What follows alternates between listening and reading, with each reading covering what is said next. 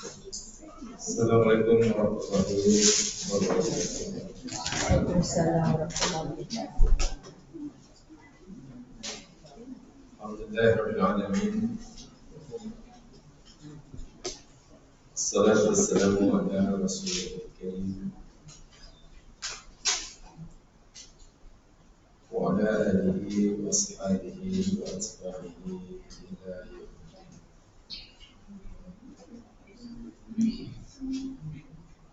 raditu billahi rabban wa bil islami dinan wa bi Muhammadin nabiyyan wa rasulan. Rabbi sadri wa yassir li amri wahlul 'uqdatam min lisani.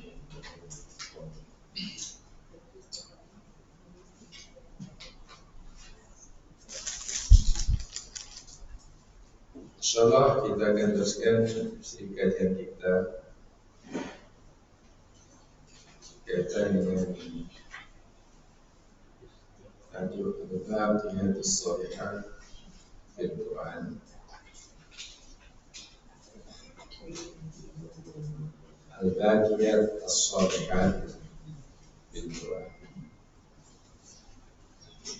Berdasarkan firman Allah dalam surah Al-Kahfi ayat 46. Itu kan tajuknya. Dan telah kita pelajari bersama pada beberapa siri yang lepas. Tentu kita tidak lagi membicarakan apa yang dimasukkan al-baqiyat shalihah dalam Al-Kahfi 46 itu. Sungguh pun ada beberapa pendapat tentang apa maksud al-baqiyat shalihah, tetapi kita memilih pendapat jumhur bahwa al-baqiyat shalihah itu kalimat tauhid. Subhanallah, alhamdulillah, la ilaha illallah, Allahu akbar, la haula wa la quwwata illa billah.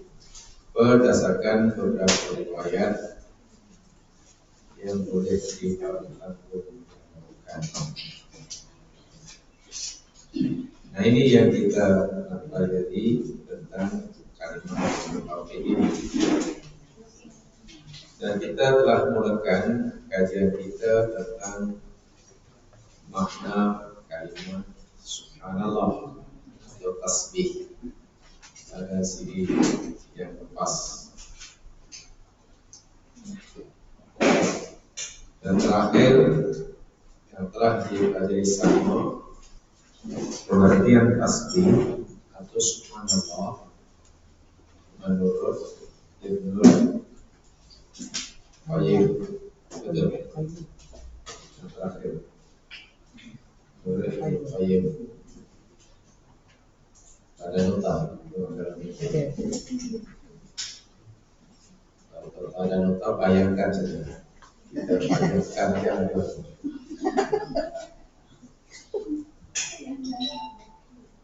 Ya, Ibnu Qayyim kan yang terakhir. Ya. Dan beliau menjelaskan makna tasbih subhanallah itu berdasarkan uraian beliau ini berpandukan kepada makna lugawi kalimat tasbih. Makna lugawi kalimat tasbih yakni al-bu'du, sabaha, sibaha, yang tasbih itu maknanya sama dengan al-bu'du, bahuda. Betul kan? Yang terakhir. Bayangkan saja ada dalam kata yang maknanya jauh. Betul kan? Ya. Sabaha itu maknanya dari segi bahasa sama dengan ba'uda. Jauh. Ba'uda itu baik. Itu jauh. So tasbih maknanya al-bu'du ya. Jadi tasbih yang kita terjemahkan menyucikan Allah, kan itu kan?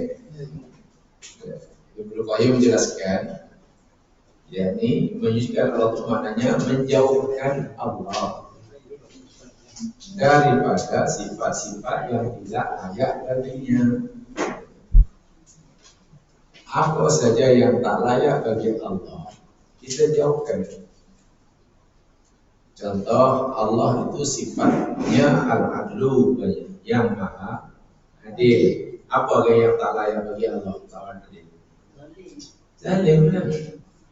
Yaitu jangan sekali-kali mengatakan Allah zalim, atau jangan sekali-kali kita terlintas dalam hati kita meragui keadilan Allah. Itu sudah tidak tasbih. Kalau kita sudah meragui keadilan Allah, itu kita tidak tasbih, tidak menyucikan, sehingga kalimat subhanallah yang kita baca menjadi cacat. Seakan-akan kita kata begini, subhanallah, maksud engkau ya Allah, maksud engkau ya Allah. Lalu Allah jawab, macam mana kau kata aku maha suci daripada cacat celah? Kamu tak percaya keadilan aku? Kamu meragui keadilan aku?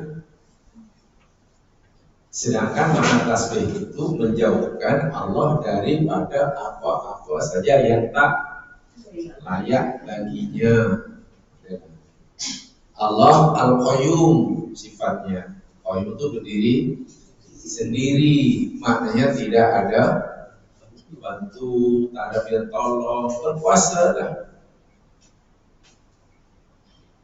Allah Al-Alim, maha mengetahui apa yang tak layak bagi Allah. Bila Allah punya sifat alim, jahil, Allah tak tahu, Allah tak perasan, Allah lupa gamanya. Lah, Allah punya sifat Ar-Razzaq, mana? Yang maha memberi rezeki. Yang di dalam Al-Quran kalimat Ar-Razzaq hanya disebut sekali saja, bayangkan. Kalimat Ar-Razzaq itu hanya disebut sekali. Seakan-akan Allah berfirman, berkata, aku ini Ar-Razzaq, mana yang maha memberi rezeki, dan tidak ada duanya. Sehingga aku beritahu kamu pun bahwa aku Ar-Razzaq ini sekali. Tengok dari segi makna. Baik, kalimat ahadun dalam Al-Quran ada kalimat ahadun dalam bahasa Arab apa namanya? Ahadun, ahad. Karena kalau bukan ahad, mana lebih ahadin, seseorang. Tahu? Kalimat ahadun itu maknanya seseorang kan? Walam yakul lahu kufuwan ahad. Seorang lah. Dan kalimat ahadun ini banyak sekali, bukan satu, sangat banyak. Tetapi dari sekian banyak kalimat ahadun yang maknanya semuanya seseorang, hanya satu saja kalimat ahadun yang bermakna ism. Kalau Pak Bia ini kajian ya, saya ulangi, kalimat ahadun di dalam Al-Quran ini banyak ke sedikit? Ahadun, ahadan, banyak. Kira jamaah boleh kira sendiri lah. Boleh kira sendiri lah. Berapa agaknya jumlahnya? Kalimat ahadun, dah kira belum? Belum kira? Belum kira pula, duit kutu dah kira. Tanya Google. Yang ahadun saya kalau apa itu belum ahadun, belum ahadin, belum ahadan kan? Beratus jumlahnya. Jumlahnya beratus, ahadun aja 147. Belum lagi yang ahadan. Kalau ahadan tahu berapa jumlahnya. Ya Ahad 31. Ahadun semuanya 180 lebih lah. Inilah bahasa muda.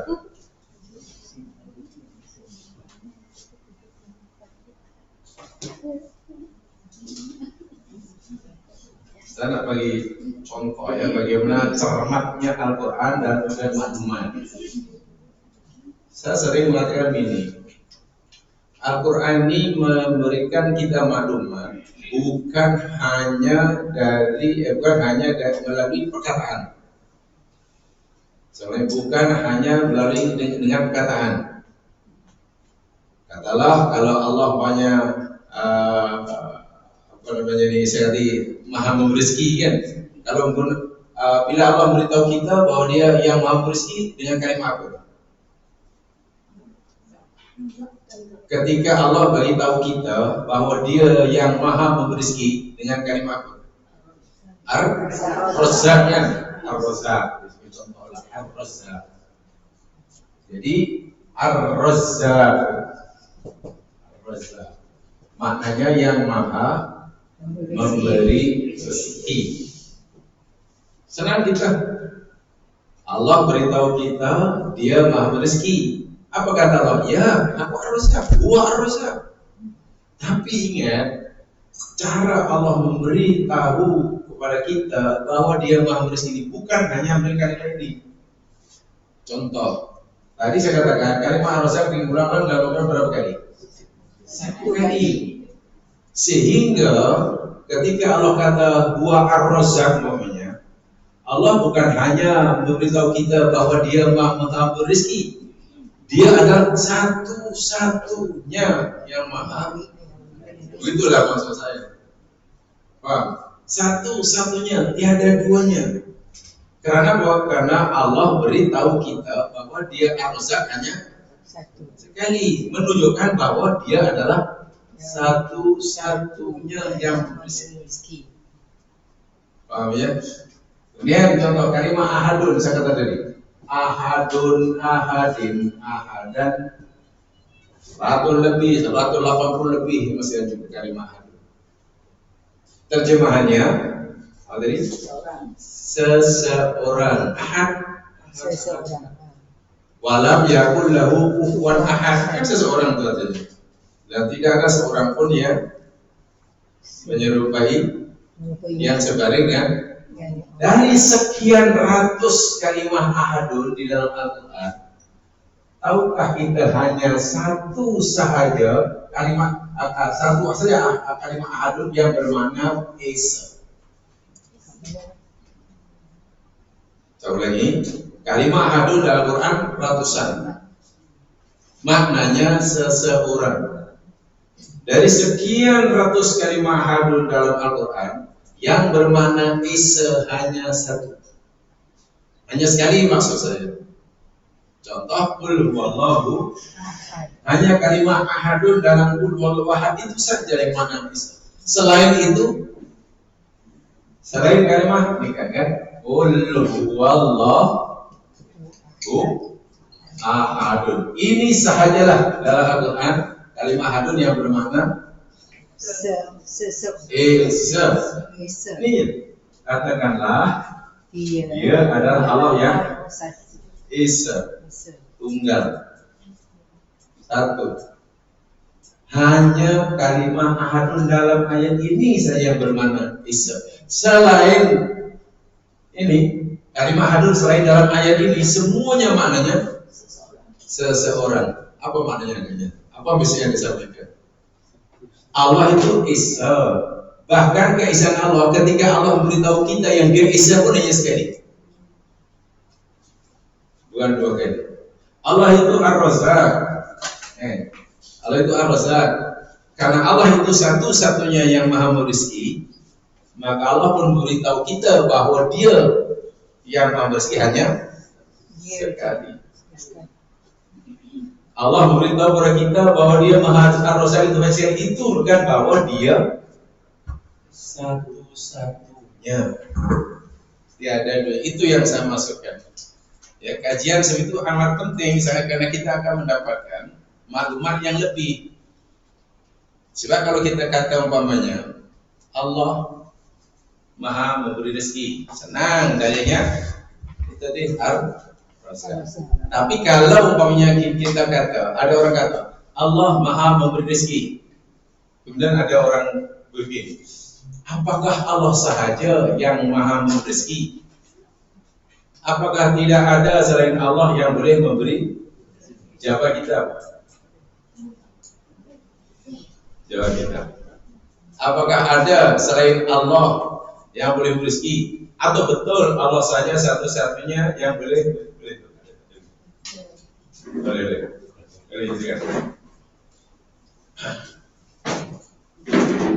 Macam mana jawabannya? Karena ngajak jamaah dari dialog nih.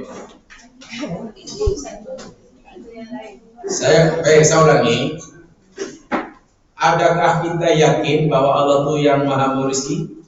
Ya. Dari mana kita tahu? Allah beritahu bahwa Dia Ar-Razzaq, betul ya? Sekarang pertanyaan kedua. Adakah ada selain Allah yang juga boleh memberikan kita rezeki? Selain Allah? Tak ada. Betul, tak ada. Maknanya betul-betul hanya Allah saja yang boleh rezeki. Dari mana kita tahu? Ar-Razzaq tadi mau memberi rezeki. Mana dari yang tahu? Allah hanya beritahu, aku Maha berrezeki. Adakah kalimat yang mengatakan aku yang berrezeki itu bermakna tidak ada selain aku yang boleh berrezeki?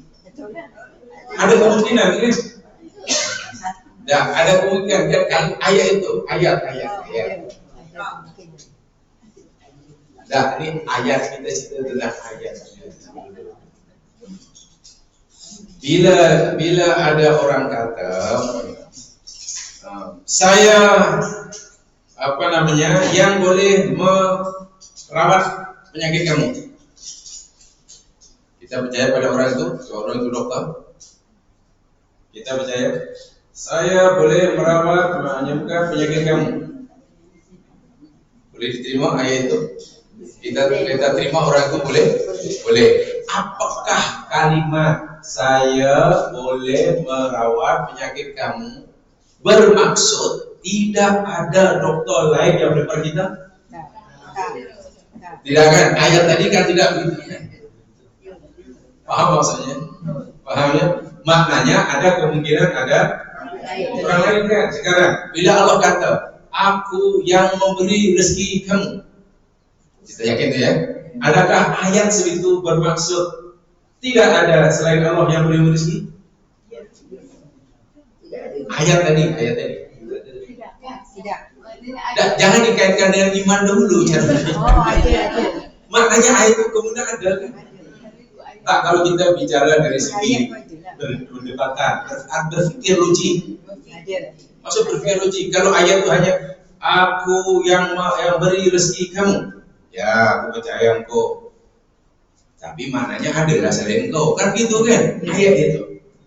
Nah, untuk menutup kemungkinan adanya andaian bahwa ada selain Allah yang boleh merezeki, Allah hanya beritahu kepada kita sekali saja.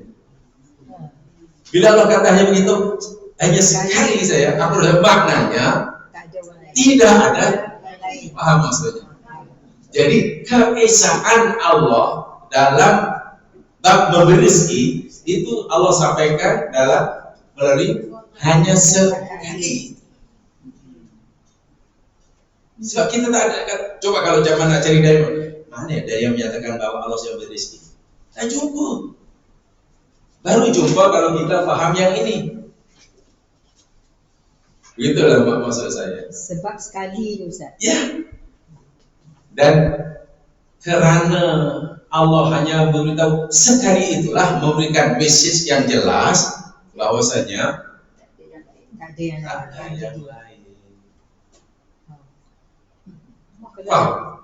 Kalau tak belajar tak tahu Ustaz. Jangan tak belajar ya. Ada. Saya pun tak belajar. Enggak, maksudnya begini ya, sebab orang hari ini jamaah sekalian, cabar orang hari ini tidak mudah. Budak-budak makin pandai, berpikir mereka bukan telan bulan-bulan macam kita dahulu. Oh dulu iya dah, kalau yang cakap tuh imam, ya macam tu sebab aku dus, sebab aku dus, sebab aku dus. Ya tadi saya sekali kan, sekali itu hanya ada lagu Ad-Dariyat. Lihat surat Ad-Dariyat, surah yang ke-51. Ayat 58. Ad-Dariyat surah 51 ayat 58.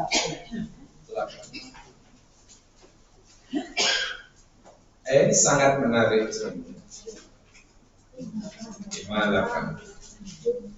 Baik, saya bacakan daripada ayat 56 supaya kita dapat gambaran atau kesimpulan yang lengkap ya. Bahasa saya ya ini supaya kita dapat satu pemahaman yang utuh. Utuh. Pemahaman yang utuh. Dalam ayat 56 kan Allah beritahu kita tujuan Allah menciptakan jin dan manusia tidak ada lain melainkan semata-mata untuk ibadah. Ya itu poin dia. Jadi kalau kita bertanya di kita, kenapa kita hidup ya? Untuk ibadah. Kenapa Allah mencipta? Untuk ibadah. Maka ibadah adalah tujuan kita dicipta. Mengabdi kepada Allah. Buat apa yang dia suruh, tinggal apa yang dia tegak. Itu poin ayat 26. Mungkin kita tanya begini, ya Allah, kalaulah Engkau ciptakan kami, kehidupan kami hanya untuk mengabdi kepada Kamu, buat yang Engkau suruh, tinggal yang macam mana makan kami perlu makan, kami perlu minum, kami perlu tempat tinggal, kami perlu bla bla bla bla bla. Maknanya macam mana keperluan kami. Engkau beritahu kami tujuan Engkau cipta kami untuk ibadah. Ibadah itu tujuan kita kan. Masalahnya macam mana keperluan hidup kami. Kita perlu itu, perlu ini, perlu itu. Macam mana keperluan kami? Apa Allah jawab? Ayat 57. Mauridu minhum rizqin. Kamu jangan risau sebab aku tak minta kamu rezeki. Mama uridu ayat imun, dan aku pun tak kamu memberi aku makan. Kamu tidak perlu risau, aku tak minta kamu bagi aku rezeki ke, kamu bagi aku makan ke. Sebaliknya, innallaha, sesungguhnya Allah, kata Allah, aku sahaja huwa. Ada penguat lagi itu, ar-razzaq. Itu wazan mubalaghah itu. Apa itu ar-razzaq? Yang maha memberi rezeki, betul? Yang maha. Apa beza jawaban fa'al dengan fa'il? Ada yang masih ingat? Baik, contoh ya, contoh fa'ala ini huruf kan, kemudian menjadi fa'alun, betul? Kemudian menjadi fa'ilun, ada tak fa'ilun? Fa'ilun ada? Ya. Contohnya ghafaro. Oke, ini ghafarun, betul? Ghafarun. Ini Gofir, ada Gofir? Adalah Fa'ul. Saya jadi fa'ulun. Oke, fa'ulun. Jadi apa? Fa'ulun. Oke. Syakaro. Ada di sini? Kena tahu ya. Di sini ya tadi. Kalau fa'ala ghafara ghafar syakaro. Syakarun. Jadi syakurun. Apa makna ghafara? Mengampunkan. Apa makna ghafar? Allah itu ghafar, maha ampun. Apa makna ghafur? Maha. Di sini kita jadi buntu tuh. Ghafar mananya maha ampun. Ghafur maha. Kalau sama kenapa mesti dipisah? Dalam Al-Quran tidak ada kalimat yang berbeza, melainkan maknanya pun mesti itu kena tanamkan dalam pikiran kita. Bila kita baca Al-Quran, kalimatnya berbeza. Ghafar, ghafur berbeza walaupun rutnya sama. Yang satu a, yang satu au. Bila berbeza, maknanya pun mesti berbeza. Itu kena yakin. Adapun kita belum tahu apa bezanya itu, tak apa. Paham ya? Jadi pertama kena yakin maknanya mesti berbeza. Kalau tanya apa bezanya, saya belum tahu, tak apa. Nah, itu lah. Jadi kita yakin pasti maknanya berbeza antara ghafar dengan ghafur. Hanya karena kita ini dalam terjemahan ini sering kali kita kekurangan kalimat, kekurangan bahasa, kekurangan vocab. Sama ya. Kita hanya ada makna kalimat maha pengampun. Ini pun maha pengampun. Ini pun sebab alif madah. Bahasanya sama-sama mubalaghah. Ini bahasa mubalaghah istilahnya. Jamaah sekalian, kalimat Arab yang ikut wazan mubalaghah nih, fa'al, syakkar, ghaffar, sattar, yang bunyi ini bisa jelas.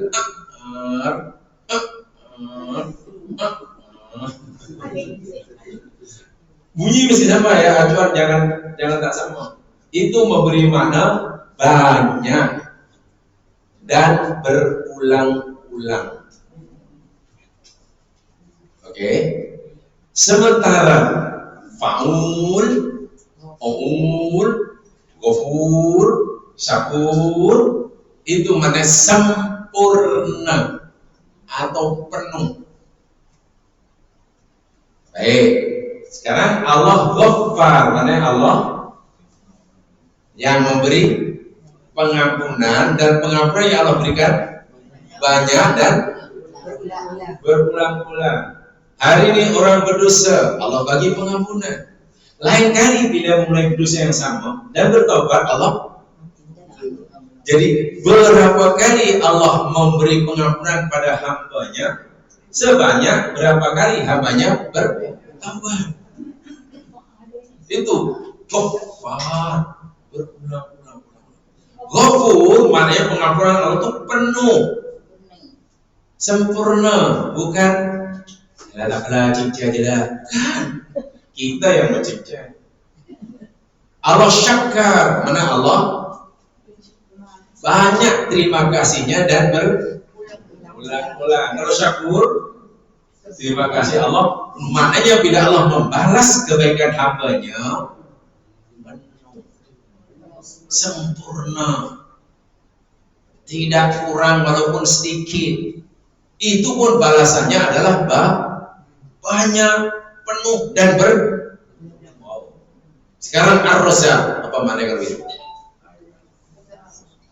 Allah yang maha memberi dan rezeki yang diberikan sedikit ke banyak? Banyak. Allah kata apa? Kalau kamu nak hitung rezeki, tak mampu. Kan banyak teman-teman. Kalau kita nak mengerawai ta'udhu nikmatallahi, dan jika kamu hendak menghitung nikmat Allah, la tuhsuha. Kamu tak. Kenapa? Karena tak mampu. Tak tahu dia. Karena banyaknya Razzaq. Yang kedua apa mana? Berulang-ulang. Allah bagi rezeki bukan sekali. Setiap nafas kita dikasih rezeki. Maka setiap saat dalam minitnya, setiap menit dalam jamnya, setiap jam dalam harinya, rezeki Allah tidak pernah putus. Saya itu bila Allah suruh kita bersyukur, sedangkan rezeki itu mesti disyukuri. Bila Allah bagi rezeki kita berterusan, syukur kita hanya kadang-kadang. Jangan. Coba. Patutlah dalam agama, satu perintah agama yang paling susah dilakukan adalah syukur. Syukur itu ibadah yang paling susah dilakukan. Hatta Nabi Sulaiman pun merasa belum mampu. Sehingga Nabi Sulaiman berdoa, Rabbi auzi'ni an ashkura. Kenapa Nabi Sulaiman doa itu? Kenapa tak minta tambahan sih? Dia merasa tidak mampu mensyukuri nikmat Allah yang sangat banyak dan berulang-ulang tanpa pertolongan. Nabi malam hari sembahyang lama berdiri, kaki tumit bengkak. Aisyah radhiyallahu rasa heran, lalu Aisyah bertanya, lima kalafta hadza Rasulullah. Ya Rasulullah, kenapa engkau paksa melakukan ini? Bukankah dosa engkau Allah ampun? Kalau engkau nakkan surga, kau nak surga, kau adalah orang pertama masuk surga. Jika engkau takut neraka, engkau tidak akan masuk neraka. Yang kau buat ibadah semacam itu apa pasal? Untuk apa? Apa jawab Nabi? Afala akuna abdan syakura. Aisyah, bukankah aku hidup jadi hamba Allah yang syukur? Jika Nabi pun merasa belum mampu jadi hamba Allah yang syukur, karena inilah rahasia dia. Rezeki Allah di setiap saat banyak berulang-ulang. Sedangkan syukur kita pada Allah kata lagi setiap saat atau setiap minggu. Tapi kita ialah syukur dan syukur. Baru tadi saya sembahyang bersujud syukur. La ilaha illallah. Bukan begitu. Sebab itulah Masya Allah, setiap kali kita buat suruhan Allah, tinggal larangan Allah, mohon ampun. Mohon ampun itu jamaah sekalian, maknanya sangat luas. Boleh jadi karena perintah yang kita lakukan itu belum sesuai dengan Allah, kita ampun. Boleh jadi larangan yang kita tinggalkan itu belum sempurna. Atau jika sekiranya perintah Allah yang kita lakukan tidak sempurna, larangan yang Allah tinggalkan kita tak sempurna, tetapi kemampuan kita melaksanakan perintah Allah yang kita dah sempurna, meninggalkan larangan Allah yang kita rasa sempurna, kita hanya belum mensyukuri semua nikmat Allah. Orang yang belum mensyukuri nikmat Allah itu kira berdosa, bersalah atau betul? Orang yang belum mensyukuri nikmat Allah itu dikira salah atau betul? Dikira salah kan? Orang yang belum mensyukuri nikmat Allah itu dikira orang itu juga orang masalah. Nah, orang yang sentiasa bersalah itulah wajib istighfar sepanjang masa. Jangan istighfar. Kenapa disuruh istighfar? Apa dosa saya? Oh, itu namanya dungu sangat ya kalau kita begitu. Syukurlah, ya apa yang syukur ini syukur dah, syukur. Dah berbuah, dah cakap syukur. Bayangkan, itu rasa tu dahlah banyak berurusan. Coba rozak itu ya mas, rezeki yang Allah kata aku jamin rezeki kamu dan aku bagi rezeki kamu yang jadi keperluan hidup kamu tuh sangat banyak, dan keperluan hidup yang kamu perlukan daripada aku itu aku berikan berulang-ulang. Ini kan rezeki ini kan keperluan kita kan, keperluan kan ketujuan. Rezeki makan, minum, sehat, rumah. Keperluan ataupun tujuan. Berumah tangga. Betul, berumah tangga. Keperluan punya anak, punya cucu. Sehat, keperluan atau tujuan? Sehat. Keperluan. Sehat bukan anugerah. Apa saja yang Allah berikan pada kita itu namanya keperluan hidup. Okay. Semua.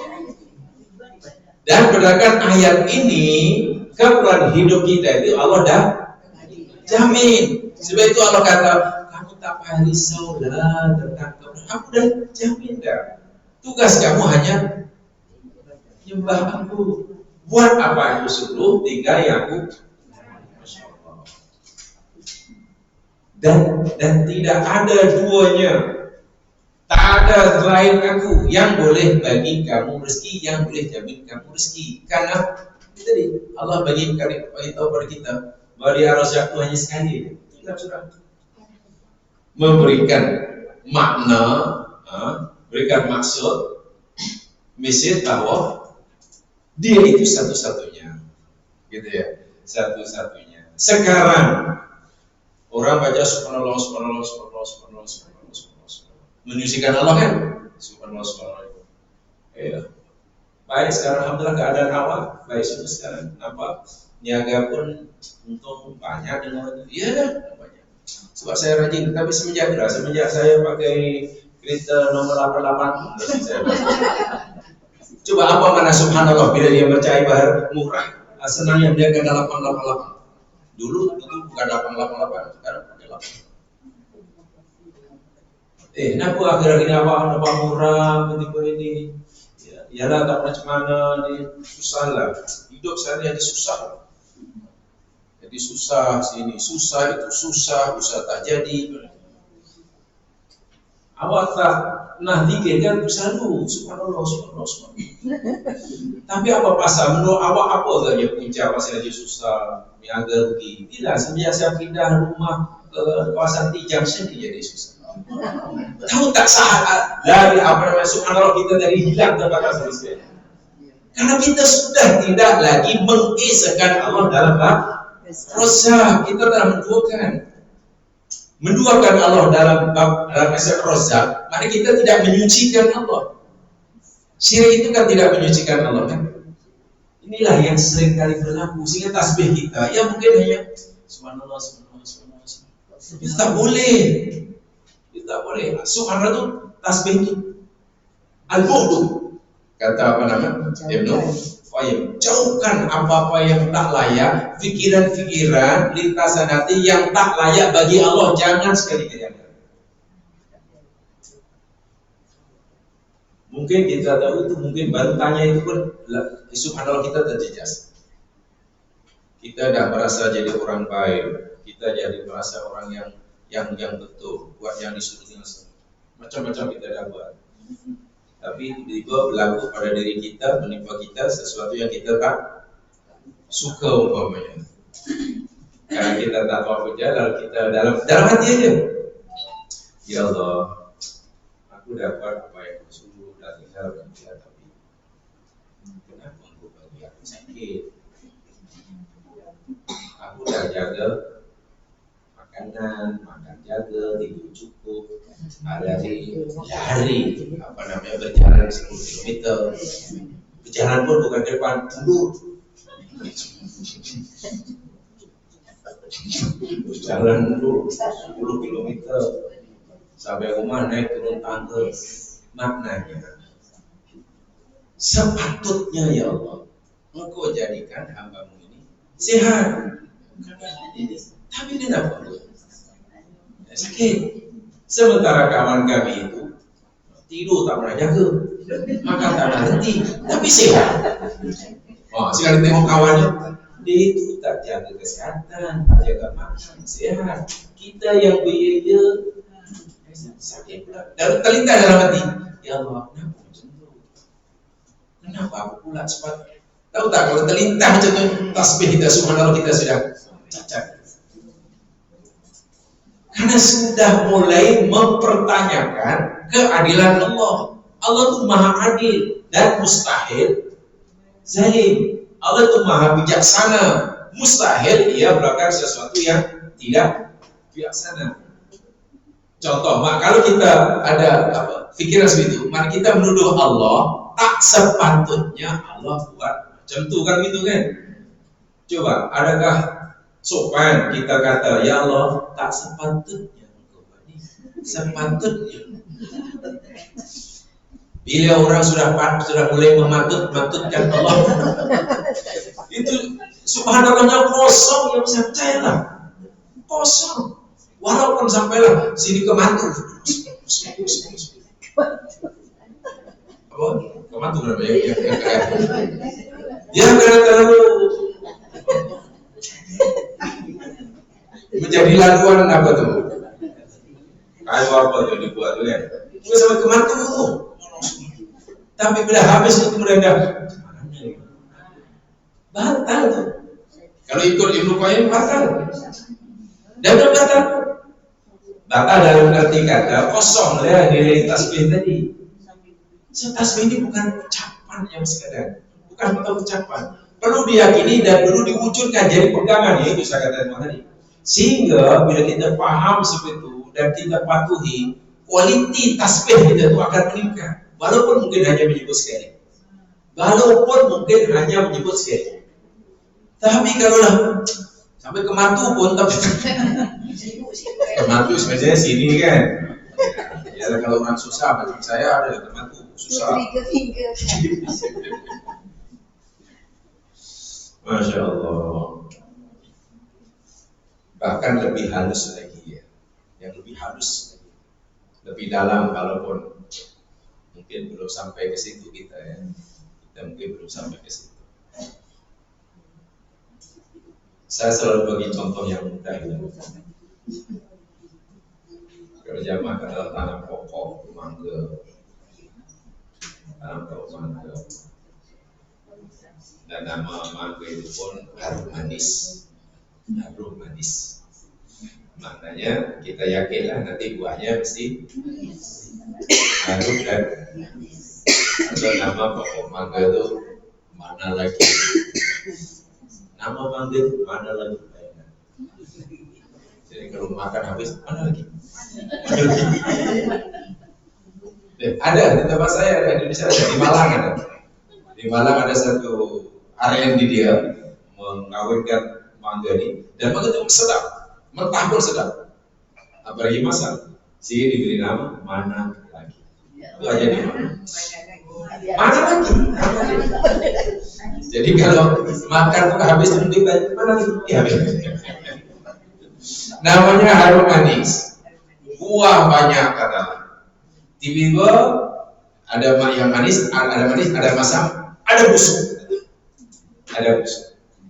Kalau kita ditanya tentang suka tak suka, mana yang lebih kita sukai? Yang maniskah, yang masamkah, yang busuk? Manis. Tentu kan? Jadi kalau kita bicara yang manis, mana kita bicara hanya bilangkan suka tak suka. Pertanyaannya, adakah Allah mencipta sesuatu di bumi ini hanya untuk kita suka dan tak suka? Tidak, sama sekali tidak. Kalau hidup ini kita hanya berpandukan suka tak suka, tengok di jemaah ini, suka ya Allah, ini tak suka nih. Bila tak suka lama-lama kita, ya Allah kenapa kau cipta benda yang tak suka? Sia-sia untuk tanam. Dalam benih mahal, menanam yang susah, jaga susah, baca. Sepatutnya keluar lagi sepatutnya mangga ini rasa manis. Kenapa busuk? Lalu apa tujuan engkau cipta busuk? Tak ada faedahnya langsung. Bila kita sudah menafikan kebaikan, manfaat di sebalik ciptaan Allah, mangga yang kita busuk, kita sudah kosong tasbih kita. Ya, sebab Allah mencipta mangga tadi, ada manis, ada busuk tadi, bukan segala untuk kita suka dan tak suka. Ingat, Allah menciptakan alam semesta atau mangga itu tujuannya nak menunjukkan kepada kita, menunjukkan kepada kita betapa besar kuasanya.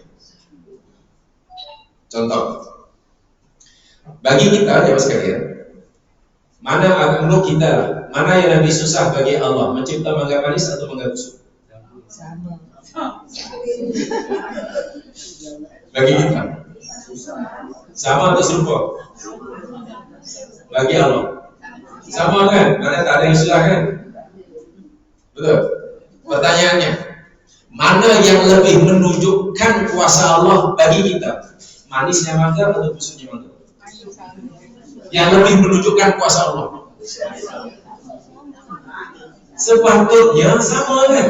Sepatutnya kita melihat, kalau kita dapat melihat kuasa Allah dalam manisnya mangga, kita pun dapat melihat kuasa Allah pada. Dan itu tujuan Allah mencipta tadi. Sehingga bila kita cipta melihat mangga yang manis atau mangga yang busuk pun pasti keluar dari mulut kita, subhanallah ma khalaqta hadza batila. Itulah orang mukmin. Mengucapkan subhanak sekali, pahalanya luar biasa. So dia tak nampak dia tak nampak bukan masalah suka tak suka. Yang Allah maukan sebelum kita suka tak suka, lihat itu. Wahai hambaku, aku di Maha Kuasa. Kalau kamu nak tahu kuasaku, dengan kuasa aku mencipta mangga ini manis. Tapi aku cipta mangga yang sebelahnya, yang satu angin busuk. Dan busuknya mangga itu bukti yang aku Maha Kuasa. Kalau Allah tidak kuasa, kata kuasa yang terhad, ya Allah hanya mampu mencipta mangga yang manis aja yang bisa tumbuh. Aku di Maha Kuasa, sebab itu aku boleh mematikan kamu, juga menghidupkan kamu. Kedua-dua itu hendaklah dilihat sebagai tanda kuasa Allah. Aku berkuasa menghidupkan. Sebab itu aku berikan kamu cucu. Subhanallah. Aku di Maha Kuasa. Sebab itu cucumu aku matikan. Lihatlah lahirnya cucu, matinya cucu. Tentang kuasa, pasti kita kata subhanallah ma khalaqta hadza batilan makina. Itulah subhanallah yang nilainya masya Allah. Walaupun sekali, karena subhanallah yang seperti itu keluar daripada mulut yang merupakan ekspresi jiwa yang sudah dipenuhi rasa kagum terhadap Allah. Bila hati sudah penuh rasa kagum kepada keagungan Allah, sehingga tak mampu nak menahan, belum keluar kalimat subhanallah. Bukan subhanallah baru dimasukkan, bukan. Itu saja walaupun sampai ke mati tadi. Paham ya? Itulah maksudnya subhanallah, rahasia subhanallah sangat-sangat tinggi. Sangat-sangat tinggi. Bila kita sudah tahu kuasa Allah pada manisnya mangga, pada busuknya mangga, Allah baru izinkan. Nah, sekarang kamu udah tahu tujuan aku cipta mangga kan? Sudah ya Allah, sudah. Sekarang aku izinkan makanlah yang kamu suka. Kalau kamu suka yang busuk, makan yang busuk. Kalau kamu suka yang masak, makan masak. Allah baru izinkan. Mafhumnya, kalau kita belum nampak kuasa Allah dalam ciptaannya, kita belum dapat mengagumi ciptaan, tiba-tiba kita terus menikmati, itu dah terbalik hidup kita. Itu terbalik. Sebab tujuan Allah menciptakan untuk menunjukkan kekuasaannya. Kan ayat namanya ya. Alam ciptaan Allah namanya ayat ya. Ayat itu maknanya apa?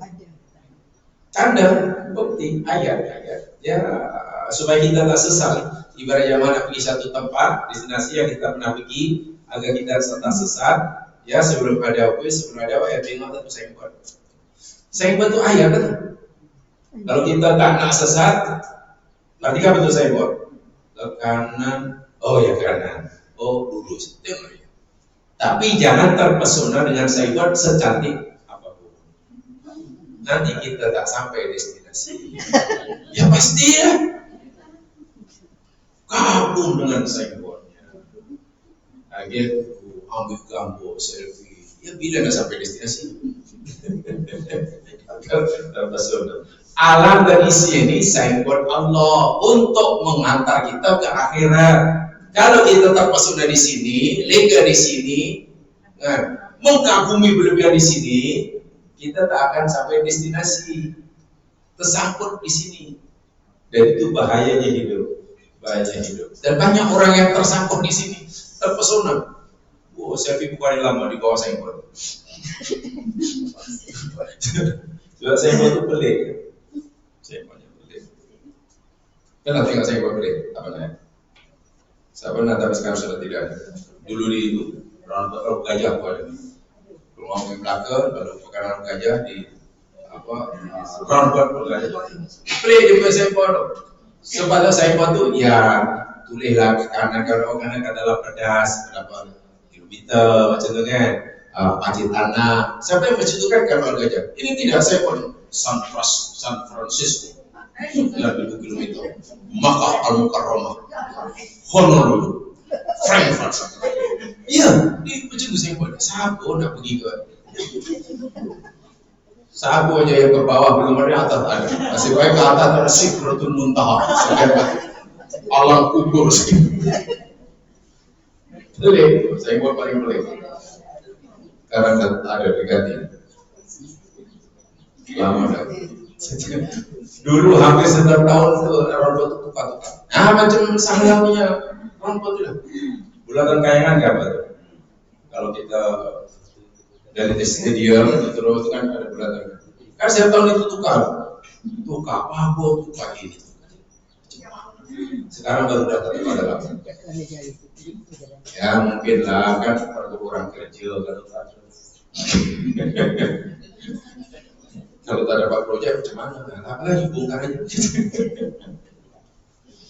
Jawabnya itu tasbih jauh dan sebenarnya sekali kalau kita mau tadabbur lebih pada Al-Quran, Allah memberitahu kepada kita sesuatu yang Allah nak beritahu kepada kita tidak hanya melalui kalimat. Kata Yosef, tidak hanya melalui kalimat sahaja. Contoh bila Allah nak beritahu kita yang memberi bukan hanya dengan arusah, bukan, tapi dengan ada rahsia di sebalik susunan kalimat. Contoh tadi Allah beritahu kita yang dia maha membersih arusah, tapi kadang dan Allah nak beritahu kita bahawa dia satu-satunya yang maha membersih. yakni disampaikan karena arusah hanya sekali.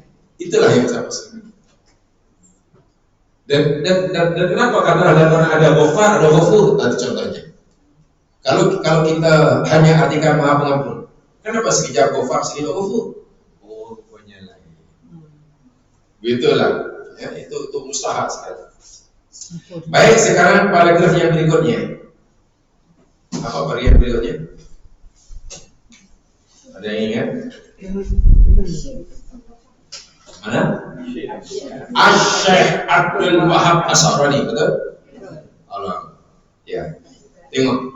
Sekarang apa kata Asy-Syaikh Abdul Wahab Asy'ari? Yaqulu, dia berkata, at-tasbihu, tasbih itu, huwa, dia adalah at-tana'u 'ala Allah Ta'ala, memuji, pujian, karena itu pujian ke atas Allah Subhanahu wa Ta'ala bil umuris salbiyah, dengan perkara-perkara yang salbiyah. Salbiyah itu yang menarik, yang negatif. Memuji Allah dengan cara menegasikan sesuatu daripada Allah. Betul kan? Menegasikan bahasa saya.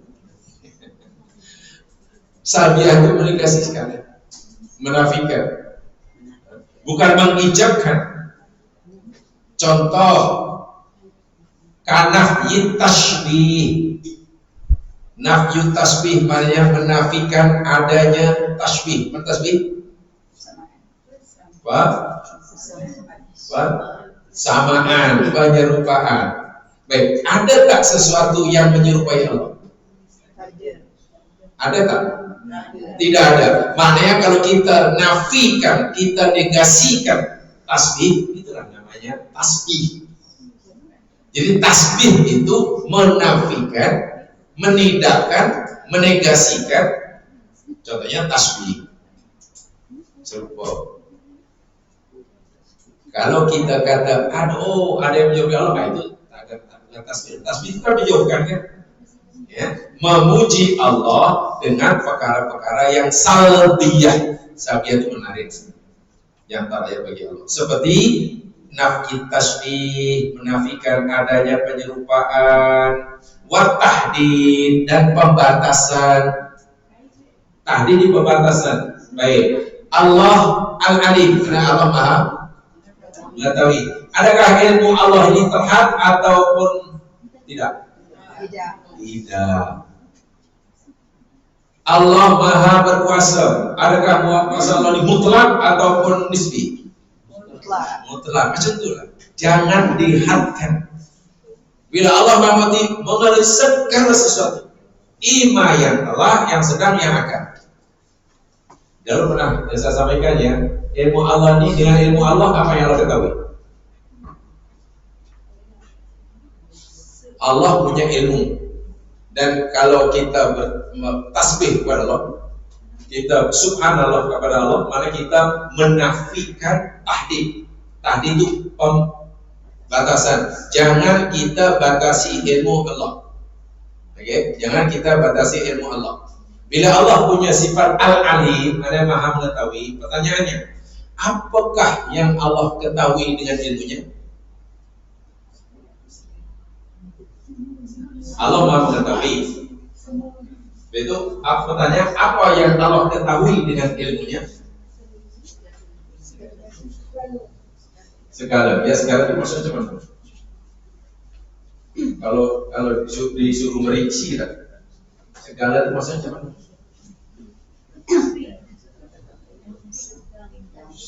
Segala.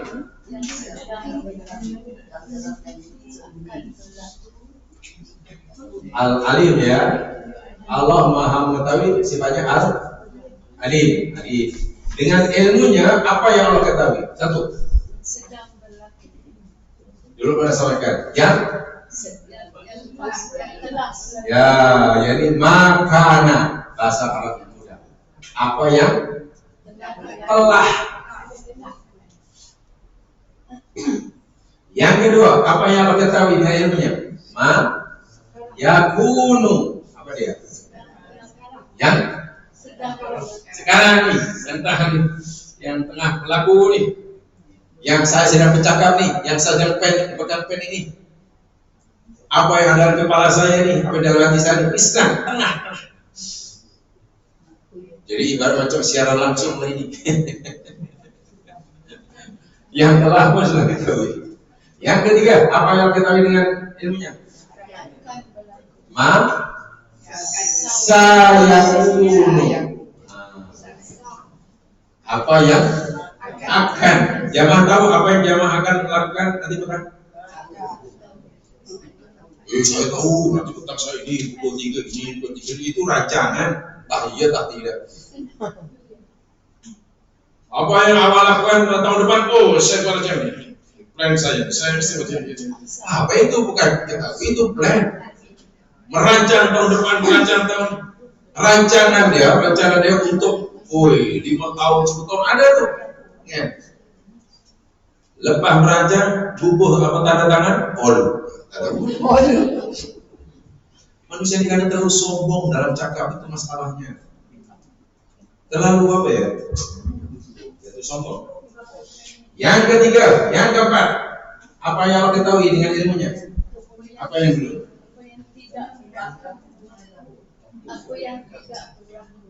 Makana sudah, mayakunu sudah, masayakunu sudah. Ya, apa?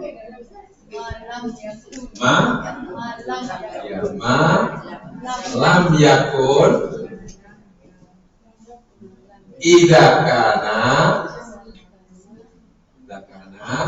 kaifa yakun. Dan inilah bahasa Arab, bahasa Melayu saya tak tahu. Saya bukan orang Melayu.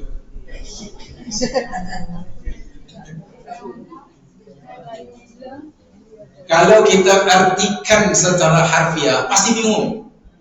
Sebab Allah mengetahui malam yakun, apa yang tak berlaku, tak pernah berlaku. Atau lebih tepatnya beginilah. Malan ya.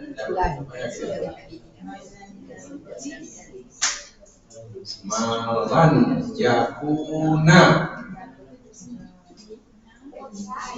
Allah mengetahui apa yang tak akan berlaku apabila dia telah berlaku. Bagaimana dia berlaku? Itu bahasa aku.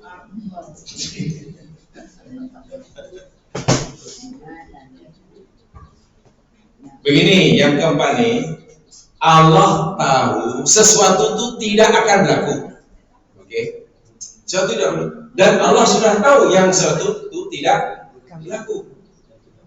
Tapi Allah juga tahu jika sesuatu yang tidak berlaku itu berlaku, bagaimana ia berlaku? Jika berlaku, Allah pun tahu begini akan begini ini. Tapi sesuatu itu Allah ketahui tak akan berlaku. Itu dalam surah Kahfi, yang dahulu kita baca dalam surah Kahfi itulah. Ada orang soleh punya anak, anaknya dibunuh oleh Khadir. Kenapa Allah suruh Khadir bunuh budak itu? Karena Allah tahu nanti bila budak itu besar jadi kafir, orang tuanya yang soleh pun jadi kafir, akhirnya kemudian dia akan masuk neraka. Allah tak mau kekufuran si anak bila berlaku. Allah tak nak kekufuran orang-orang yang soleh, kan? Allah tak nak kekufuran itu berlaku. Sehingga kekufuran orang tua, kekufuran anak berlaku atau tidak? Kekufuran anak kepada orang tua berlaku atau tidak? Tidak berlaku, kan? Karena Allah tak mau ia berlaku, kan? Tapi Allah sudah tahu yang ia tak akan berlaku. Hanya saja Allah tahu kalau berlaku, bagaimana berlaku? Katakanlah anak itu besar, dia akan besar jenggot, betul-betul jadi kafir. Mak bapaknya pun karena saya pada anak pun jadi kafir. Dan bila dah berlaku itu macam mana? Nanti apa kata orang tua itu? Ya Allah, kenapa laku dia anak besar? Kenapa untuk tak matikan masa? Benda yang tak akan berlaku pun Allah tahu. Jadi akhirnya dengan kasih sayang Allah, Allah tak mau benda itu berlaku.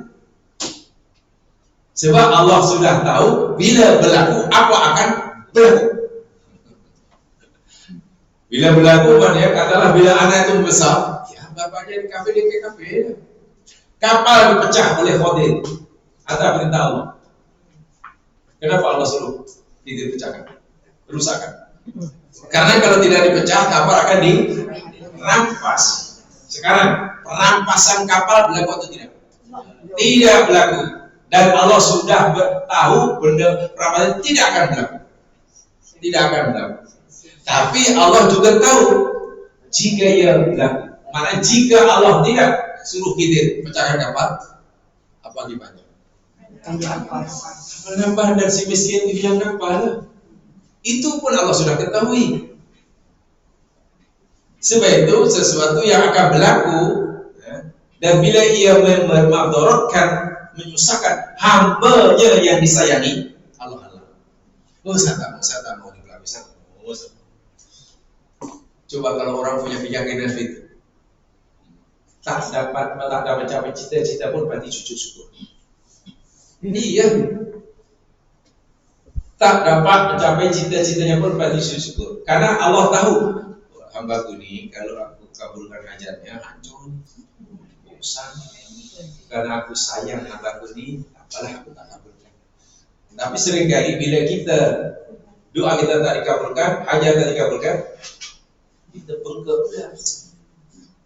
Memanglah macam mana nak menerima bahwa itu kasih sayang Allah ketika melihat kapalnya rusak, kan susah kan? Memang susah. Macam mana kita boleh nak suruh bersyukur pada Allah melihat anak mati dibunuh orang? Kan? Itu pandangan kita, ilmu kita hanya terhad yang nampak. Ilmu Allah pun ke sana. Yaitu orang yang yakin akan ilmu Allah artinya pasti tenang. Karena Allah pasti akan memilihkan pada hamba yang disayangi yang terbaik. Pahamnya itu. Jadi tak ada had. Ilmu Allah ini tidak boleh dibatasi. Sehingga orang yang paham bab ini pernah kata begini yang sekalian. Ada yang mengatakan itu dinisbahkan ucapan Ali bin Abi Thalib. Ada yang pendapat mengatakan itu ucapan Ali bin Abi Thalib. Tapi yang lain tak, itu ucapan salafus saleh saja. Dikata begini. Yang mengatakan itu ucapan Ali lah, dia berbab ini. Dahulu Ali ketika berkata, jika sekiranya doaku Allah kabulkan, permintaanku Allah kabulkan, aku akan gembira dan aku akan puji Allah. Wajar ke tak wajar itu? Wajar. Biasa tak biasa? Bila kita berdoa Allah kabulkan, maka kita gembira, senang dan kita puji Allah. Okey tak okey? Okey. Biasa luar biasa? Biasa. Biasa.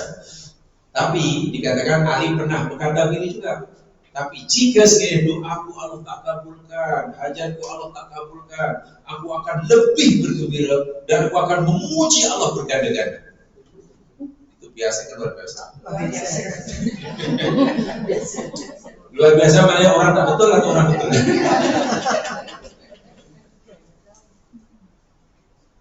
Lalu ditanya Ali, kenapa kau kata begitu? Kalau doamu dikabulkan, kamu gembira dan puji Allah, itu kami fahamlah, kita pun macam tu semua manusia. Tapi bila Allah tak kabulkan, kamu malah lebih gembira dan kamu akan puji Allah lebih. Jawab Ali, ya, karena jika Allah kabulkan permohonan aku, maknanya itu sesuai dengan keinginan aku, maka aku gembira. Tapi jika doaku Allah tak kabulkan, itu sesuai dengan keinginan Allah. Yang berlaku itu kan kehendak Allah. Bila kita doa, lalu Allah kabulkan, maka kemampuan itu sesuai dengan keinginan kita, kehendak kita. Tapi bila tak dikabulkan, sesuai atau tidak dengan kehendak kita? Tak sesuai, tapi sesuai dengan kehendak. Dan apa sebab yang berlaku sesuai dengan kehendak Allah itu lebih baik daripada. Sebab itu aku kena puji banyak-banyak. Mampu kita buat itu. Usahakan untuk mampu seperti itu. Sehingga tiba musibah pun sujud syukurnya panjang. Sujud syukur bukan hanya masa bersyukur pada Allah, bukan hanya masa sehat. Sakit pun. Karena sesuatu yang berlaku menimpa kita tidak sama dengan kehendak kita, kan? Tak sama dengan kemauan kita, tapi ia berlaku atas kehendak dia. Sekarang kalau kita bandingkan, mana yang lebih baik bagi kita? Sesuatu yang berlaku menimpa kita sesuai dengan kehendak kita atau sesuai dengan kehendak Allah? Kehendak Allah lah mesti. Orang yang yakin pada Allah macam ni. Tapi kalau iyalah, tapi tak syok dia. Katanya yakin Allah tu maha mentadbir, Allah tu maha adil, Allah tu maha pengasih, maha penyayang, maha bijaksana. Apa makna keimanan kita bahwa Allah maha bijaksana? Tiba-tiba kita tidak meyakini, meragukan kebijaksanaannya. Allah pilihkan kita yang terbaik, tapi kita kata, tapi bukan itu ya Allah. Inilah ujian iman yang selalu ada dalam hidup kita. Jadi, gimana doa dikabulkan? Memuji sekali. Doa usaha tak dikabulkan, memuji banyak. Bagi saya, begini ya mas sekalian, memang tidak mudah tapi bukan mustahil. Tidak mudah tapi bukan mustahil. Hanya dahulu pesanan Pak Kiai itu begini dulu ketika diajar ini. Saya tahu kamu masih muda-muda, pasti kamu rasa mustahil benda itu. Tapi tak apalah, seiring dengan berjalannya usia, bila umur kamu nanti sudah wal asri, sudah memahami dan mengamalkan itu jadi mudah. Sekarang kamu masih batuha. Bahasa dia batuha pada masih apa? Kalau umur masih batuha pada umur ya mudah kan? Batuha sih baturi. Duri itu pertengahan kan? Apa baturi Pak? Lepas nasi Pak? Bahwa itu sudah khotamallahu sudah sodaqalul adzim. Takut katanya. Tapi kata saya hanya memberi kamu kepahaman dan tolong pahami perkara ini yakinkan diri kamu. Kalau kamu sudah paham dan kamu yakin, walaupun kamu belum mampu mengamalkannya, ya kami maklum, kata Pak Kiai.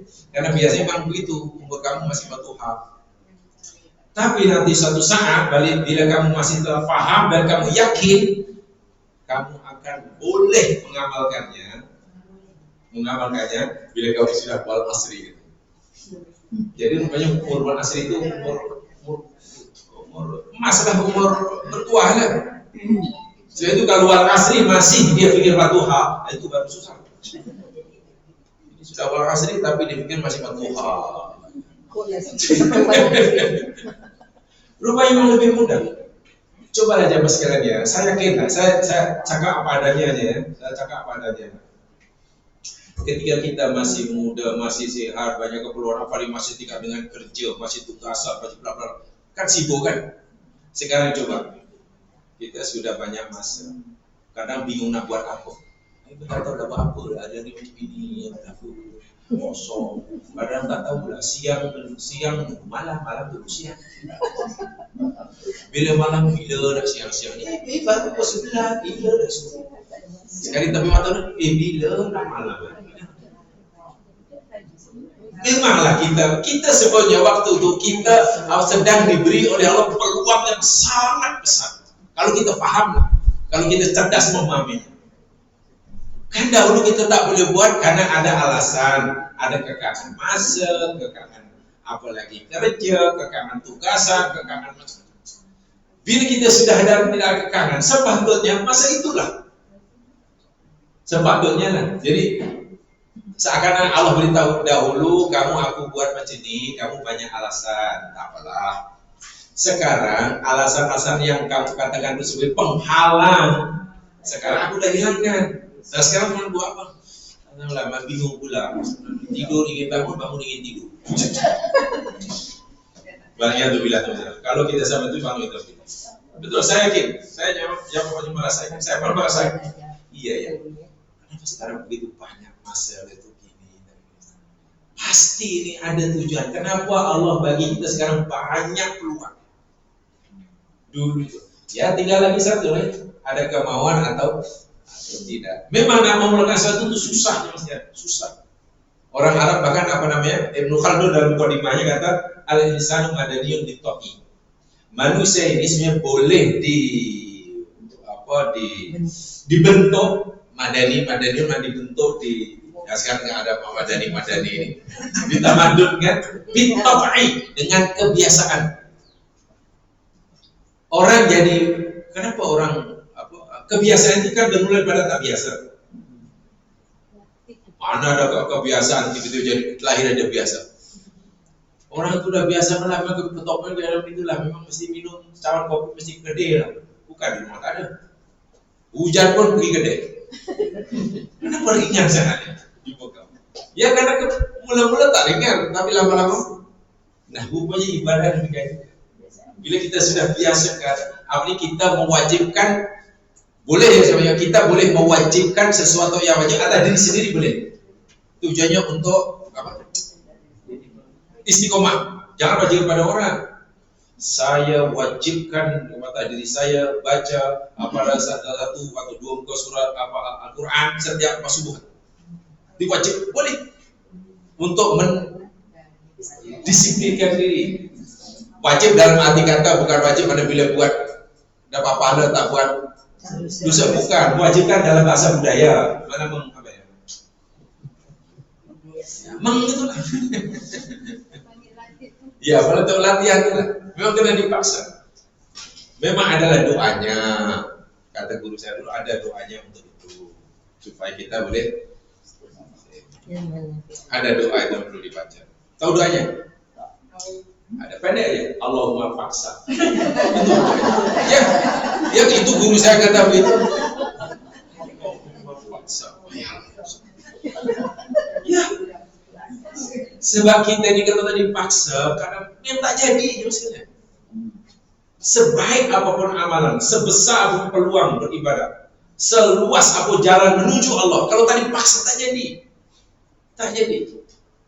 Ya karena mungkinlah nafsu kita masih terlalu kuat. Tapi doanya Allahumma faks. Nah, itu doa paling makbul.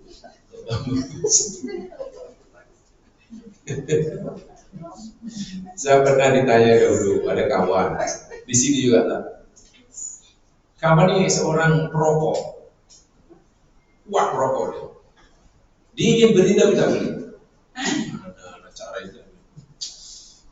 Ya dulu asalnya dia mungkin biasa lah, pakai perokok-perokokan. Bahkan pernah melawak, Allah tunggu saya merokok ini, Allah tak baca Quran. Ya ada lah. Dalam Quran kita disuruh merokok tuh. Dia suka melawak. Dalam Quran Allah suruh kita merokok. Dan yang warkamu ma'arrokin. Kurang asik juga.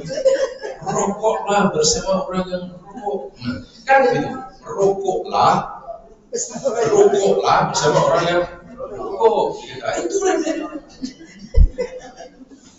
tapi karena keinginan sangat kuat, ingin berhenti tapi tak boleh seginilah. Saya bukan menambah-nambahkan agama. Memang menambahkan hukum agama itu bid'ah, dilarang oleh Allah. Tapi kalau kami ingin mendisiplin diri kami, saya tahu caranya. Coba saya begini. Coba kamu bernazar karena Allah. Bernazar karena bersumpah dengan nama Allah kan? Demi Allah, karena Allah bila dari Allah. Bernazarlah. Bernazar mulai besok saya akan tinggalkan rokok. Nazar kan? Meninggalkan itu dengan nazar. Artinya ia terikat dengan nazarnya kan? Dengan nazarnya. Bila nak merokok juga, mana sudah melanggar sumpah. Melanggar sumpah apa kifaratnya? Ada kifaratnya. Memerdekakan hamba, bayangkan. Ya, memerdekakan hamba. Itu apa nomor satu? Dia bukan suruh pilih, dia ikut tertib. Kifarat sumpah itu ikut tertib, bukan ikut suka kita. Dan Allah takkan nomor satu, memberikan hamba. Oke lah, dengan hamba tidak ada. Pilih nomor dua, memberi berpuasa 3 hari. Itu nomor 2, tak boleh pilih. Barulah bila tak mampu. Kalau bagi makan pasti pilihan itu supaya dia berduit. Tak apa, ada dana bagi makan aja, bukan sangat. Bagi makan apa? Makan pada si orang miskin. Lalu jumpa, Pakcik, hari-hari makan apa Pakcik? Kan orang miskin, saya makan cak kodok lah Pakcik. Ya sama lah gitu cak kodok, gimana saya? Coba kalau apa namanya nazar, akhirnya, tak boleh saya nazar ini berdosa ini. Apalagi bila melanggar kafarat, sengaja melanggar nazar, dosa walaupun dia tetap wajib.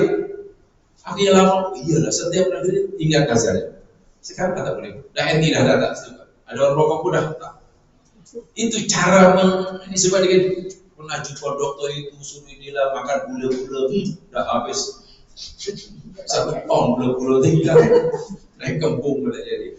Nazar itu namanya mewajibkan sesuatu, boleh, bukan sebagai menambahkan agama ya, yaitu contoh Allah memaksa itu macam itu. Dia memang terpaksa. Tapi kalau tidak ada sesuatu yang memaksa dia, kan susah. Akhirnya ia paksa patuh karena azabnya. Kan yang penting sudah apa? Ia ingin tinggalkan rokok. Dulu sampai mengeluarkan dalil baru kamar poin bayangkan, itu kan dasarnya. Yang fanatik rokok. Yes. Ibadah kepada kata Sayyidina Ali tadi, kalau Tuhan sudah mengabulkan doa dia lebih gembira, dia reda amalkan Tuhan. Kalau dalam ibadah, boleh kita hanya semata-mata melakukan satu semata-mata mengharapkan balasan pahala setiap apa yang kita lakukan, atau apabila kita tidak sepatutnya mengharapkan setiap apa yang kita lakukan kepada balasan pada Allah, bukan balasan kepada manusia. Salah satu syarat utama dalam beramal apa kayaknya? salah satu syarat paling utama dalam beramal. Ikhlas. Oke, kita tahu ya, ikhlas. Bila seseorang itu dianggap ikhlas dalam beramal, yakni ayatnya sudah sangat jelas, yakni lillah kan. Ini wajah dari pasal lillahi rabbil alamin. Lagi banyak fasholli li rabbika, lillah. Lam di situ apa terjemahnya? Inna sholati wa nusuki wa mahyaya wa mamati lillahi rabbil alamin. Ini adalah lam, ini Allah. Ini asalnya lam campur Allah. Kan? Lillah ini asalnya lam campur kalimat Allah. Apa maknanya ini? Lam ini? Lillahi rabbil alamin. Terjemahnya? Sesungguhnya sholatku, sesungguhnya ibadahku, dan matiku, lillahi rabbil alamin. Untuk Allah, milik Allah, hanya Allah.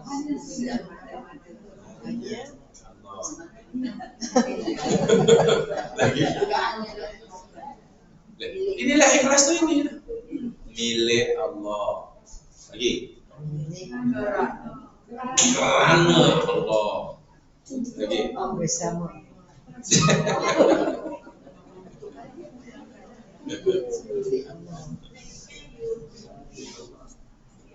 Jamaah sekalian, apalah itu kalau ada bahasa lain memang begitu kan. Terjemahan memang begitu. Tapi kalau kita pelajari bahasa agama mudah.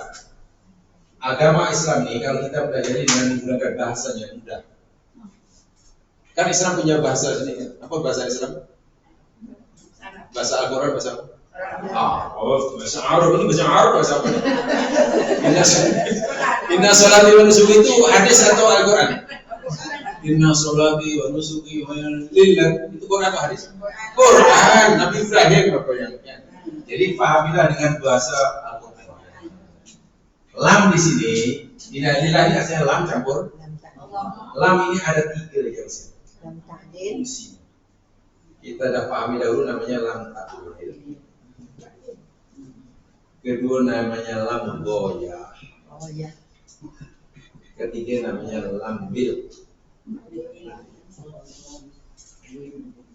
Bila kita melakukan amalan ibadah dengan dengan dasar ini, kalau tiga-tiganya alhamdulillah. Kalau dengan salah satunya pun sudah dikira ikhlas. Contoh, awak nak pergi mana? Oh, nak pergi haji. Kenapa awak nak pergi haji? Tempatnya bukan cantik, panas, nanti batuk di sana, campur dengan orang macam-macam. Kerana, kan jawabnya karena Allah suruh. Betul? Kerana Allah suruh. Nah, kerana itu namanya taklil. Bila kita kata kerana Allah suruh, adakah ini bermakna jika Allah tak suruh awak pergi haji, awak tak pergi haji? Iya kan? Saya tak akan pergi haji kalau bukan karena Allah yang suruh. Betul, awak pergi haji karena Allah yang suruh, betul. Bukan karena mertua ada pergi. Mana tahu karena mertua ada pergi, mana tuh malu berata pergi. Sebab kalau pergi haji karena kawan dah pergi, apa ini apa kata orang sedang pula sebagai menantu tak pergi, jangan pula bisa tak pergi. Nah itu bukan lillah awal dah kosong dah tak ikhlas dah. Kenapa awak sanggup puasa, tak makan, tak minum, tahan ini melakukan ini selama 15 jam? Kerana Allah suruh, itu lillah pertama. Betul, kalau bukan karena Allah yang suruh awak tak akan puasa, tidak. Kalau kita sudah punya itu pun sudah dalam taklil. Sudah dikira ikhlas. Okay. Tak ada pikirnya mana ini? Karena Rasul. Kalau Rasul, kenapa awak tak makan ini? Haram. Kenapa tak makan? Allah haramkan. Apakah jika Allah tidak haramkan awak akan makan? Boleh jadi ya, boleh jadi tidak. Saya suka atau tidak. Kenapa ini kaki pendek awak tak makan? Allah larang. Ya Allah larang. Apakah jika Allah tidak haramkan kaki pendek ini awak akan makan? Boleh jadi iya, boleh jadi tidak, karena bila Allah tak haramkan, nanti kembali pada kita. Suka tak suka, sedap tak sedap. Tapi kalau karena Allah haramkan, saya tinggal, walaupun mungkin suka, walaupun mungkin sedap. Paham ya? Itu lam taklil namanya, lam pertama. Dah kira ikhlas tak? Kemudian ada pertanyaan lagi. Setiap amal ini, tak kira dalam agama pun, dalam budaya pun, berhak mendapatkan upah. Nabi dalam hadis menyatakan tidak ada amalan yang tidak berhak mendapatkan upah atau balasan. Jadi kamu beramal kamu ini mestilah mengharapkan balasan. Ini juga lagi balasan apapun.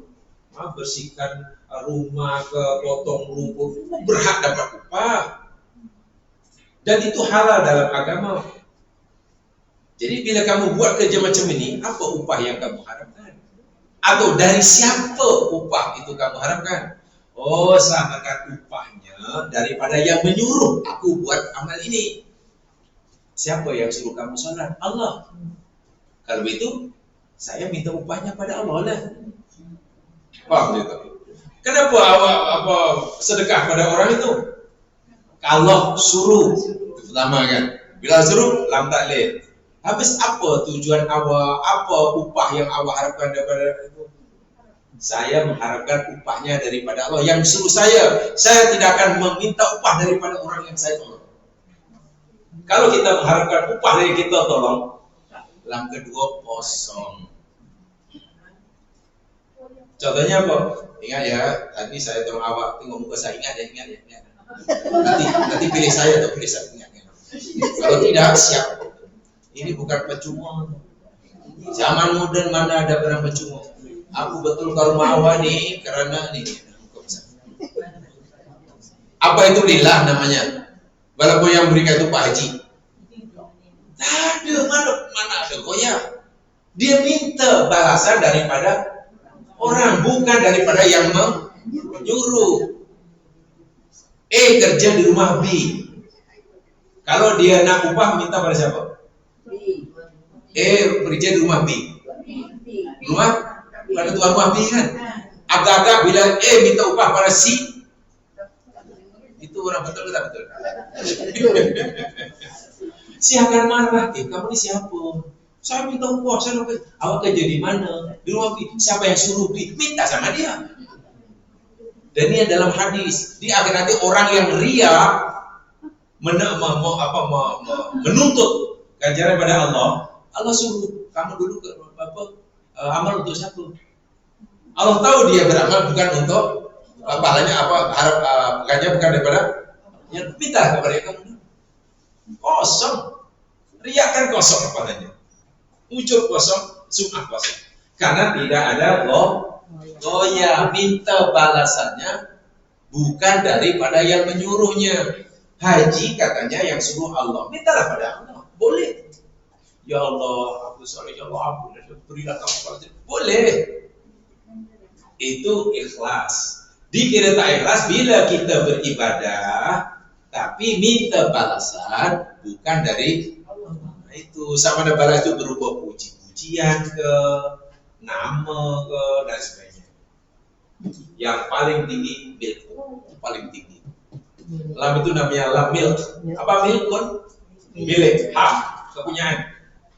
Orang itu sudah tak fikir ini dapat pahala ke dapat tidak. Bukan tak boleh. Contoh Nabi Muhammad tadi saya katakan, ketika Aisyah tegur tanya pada Nabi tadi, ya Rasul, kau ibadah ini macam mana ya Rasul? Kalau kau nak surga, kau ni dah jangan masuk surga. Jika kau takutkan neraka, kau tak akan masuk neraka. Lalu buat apa ibadah yang macam itu? Apa jawab Nabi tadi? Bukan itu belum ya. Kalau itu niat Nabi ibadah itu apa? Betul-betul hanya Nabi melihat, ya Allah, rezeki yang kau berikan padaku sebanyak ini nikmat. Tapi ibadahku selama ini baru secukupnya. Sentiasa melihat amal ibadahnya sedikit. Sedikit bila dibandingkan dengan nikmat Allah yang orang seperti itu pasti ibadahnya sudah berikan yang ikhlas nomor wahid. Paling tinggi itu. Walaupun jika dia minta balasan pada Allah, boleh tak boleh? Boleh. Bukan tak boleh. Nabi boleh minta balasan pada Allah, tapi Nabi merasa Allah. Saya bicara contoh yang saya. Katakanlah seorang anak angkat, diambil orang tua angkat, orang kaya, disayangi, memanglah dimanjakan sungguh lah. Segala keperluan hidup dicukupkan, kawin nikahkan, setelah ada kawin diberikan rumah, siap dengan perlengkapan rumah, kendaraan dibagi, bahkan tiap minggu diantar barang dapur, beras pun, Ajinomoto pun diberikan. Katakanlah sakit masih maka 100% ditanggung oleh orang tua angkat. Tiba suatu hari orang tua angkatnya, nah kita datang ke rumah ya nih, oke ya Pin, tolong itu pasangkan langsir, itu tukang langsir, pas anak raya kan, tukang langsir, ya 2 jam siap. Agak-agak budak itu patut kata patut minta upah, agak-agak. Ya nggak pernah 2 jam tuh, takkan tak ada upah. Pasang langsir itu. Atau tak betul? Boleh kita boleh? Boleh tak boleh minta upah?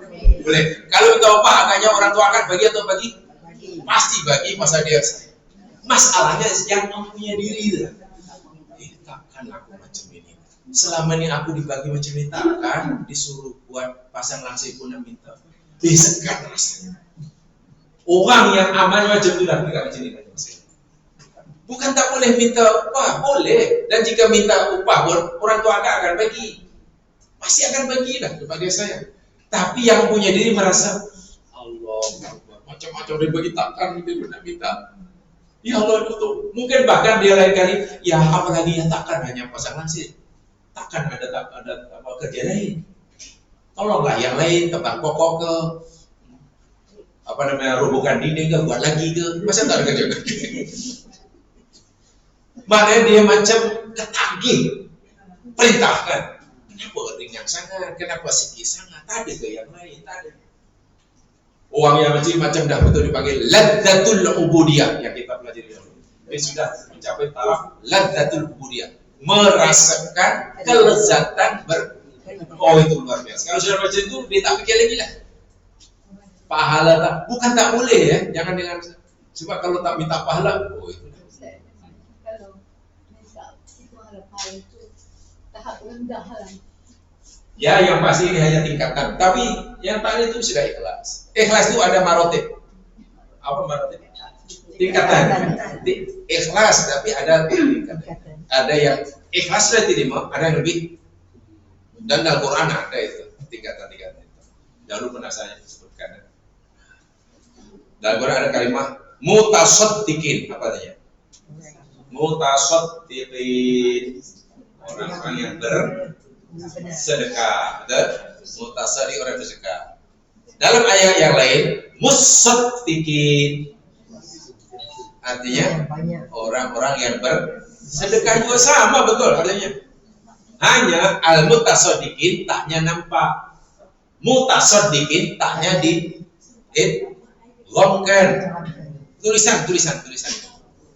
Kalau mutasaddiqin taknya nampak, mutasaddiqin, orang-orang yang bersedekah. Dalam ayat yang lain, innal musaddiqin, orang-orang bersedekah, taknya diidghamkan.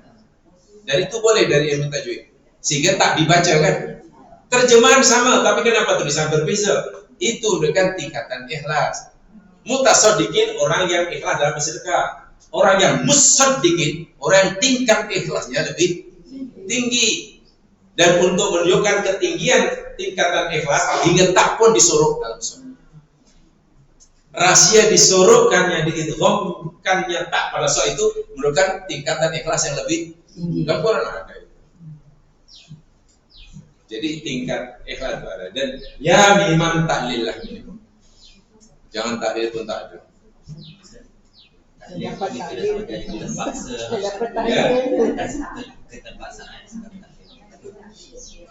Justru taklil itu udah ketaatan. Sebab dia buat semata-mata karena Allah suruh. Kalau Allah tak suruh, tidak. Itu justru ketaatan. Justru.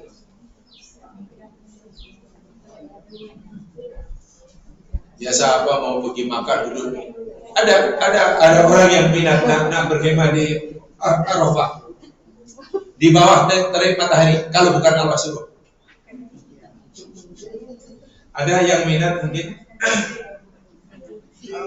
Nah, camping di Arafah di tengah hari panas berdentu, kemudian asas tandas tak ada. Kalau bukan karena Allah yang suruh, tak ada. Apa yang ditengok? Ya mungkin akan ada orang apa uang camping kat situ. Saya tuh lillah itu betul. Allah suruh. Betul karena Allah suruh. Iya, nah, itu saya ikhlas tuh. Jaga yang itu sudah. Tapi kalau kenapa tiba-tiba Ramadan ini apa rajin ke surau selama ini tak nampak boleh. Jangan nanti bukan orang surau yang terkejut, surau pun terkejut. Masa tak pernah nampak. Kawan ya sebenarnya saya memanglah saya bukan. Tak tahu lah berat lah Nabi surau. Tahun ini pun saya rasa malas lah Nabi surau. Tapi apakah daya? Mertua saya baru dilantik jadi imam satu. Jadi kalau saya tak pergi nanti apa kata orang. Tahu tak walaupun hari-hari pisau lillah apa tak terpaksa. Itu bukan ikhlas, bukan karena Allah suruh, karena malu mertua. Dan itu Allah tahu. Kita tak tahu. Kita tak boleh hukum orang. Awak tak ikhlas tak boleh. Yang tahu Allah SWT. Ingat ya tadi saya katakan, saya percaya itu kata kiai saya dahulu. Sekarang mungkin kamu belum boleh mengamalkannya, tapi nanti tunggulah kalau kamu sudah malas sedikit mudah. Sebila masih ini beban tak banyak ya. Ya beban hidup tak banyak. Kalau sudah wal asri, bila tak banyak, mana kita punya masa yang mencukupi, ruang yang cukup untuk hanya kita mau tak mau itu. Kalau masih berat, doa banyak-banyak. Allahumma.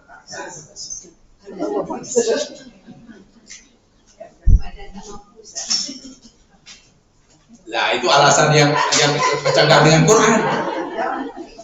Lutut sakit, badan sakit, sehingga saya tak mau. Itu langgar Quran. Quran kan la yukallifullahu nafsan illa wus'aha. Ya Allah kami tak boleh berita boleh. Kan aku suruh duduk. Mas tato tuh, nah itu langgar Quran lagi tuh.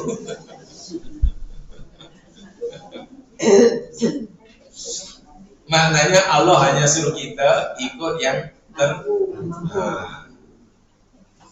tak boleh kan ibarat bahasa mudah karena tak boleh berdiri kan duduk. Kalau kata sudah sholat kan, tak berdiri duduk, duduk boleh baring kan, boleh angkat tangan, geser tangan. Kalau kan dia isyarat mata kan sama begitu sekali kan. Kalau isyarat mata pun tak boleh, tak payah sholat nanti disembahyangkan. Memang mudah sekali. Kalau dah tak boleh sembahyang, tak payah sembahyang. Nanti akan disembahyangkan. Tapi malangnya bila orang tak pernah sembahyang, tak pernah pergi masjid, itulah kali pertama dan terakhir pergi masjid bukan untuk sembahyang tapi disembahyangkan. Itu orang paling tak pernah sembahyang, tak pernah pergi masjid. Itu kali pertama terakhir pergi masjid bukan untuk sembahyang tapi disembahyangkan. Uang sembahyang yang baik itu sembahyang di belakang imam. Ini sembahyang kali pertama di depan imam. Allahu Akbar. Tapi kadang itu bukan orang macam kita mengambil pengajaran. Yalah kalau kita dah biasa belajar sembahyang belakang imam tuh alhamdulillah suatu hari kata kita akan sembahyang di depan imam kan. Tapi coba kalau tak pernah sembahyang di belakang imam, tiba-tiba, aduh, itu bukan kejayaan, itu kerugian. Dan kerugian yang tak ada, apa ya? Tak ada Allah bagi sekencan, tak ada. Tak ada sekencan, walaupun dia mau kurang sekencan. Walaupun dia orang sekincan, tak ada sekencan. Wallahu a'lam. Subhanallah wa bihamdihi, asyhadu an la ilaha illa anta, astaghfiruka wa atubu ilaik.